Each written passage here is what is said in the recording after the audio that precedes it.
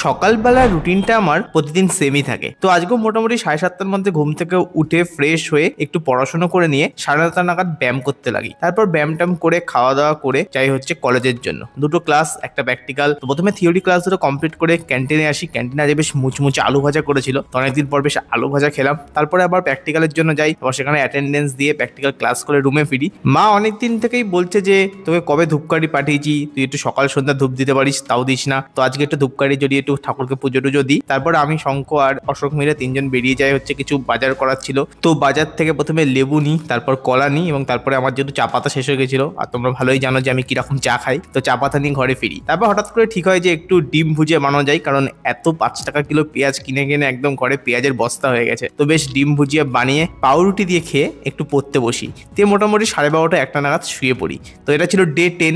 Subscribe এবং follow করতে ভুলো না দ্য বং এমবিবিএস বয় এবং সঞ্জিত দাসকে। বাই।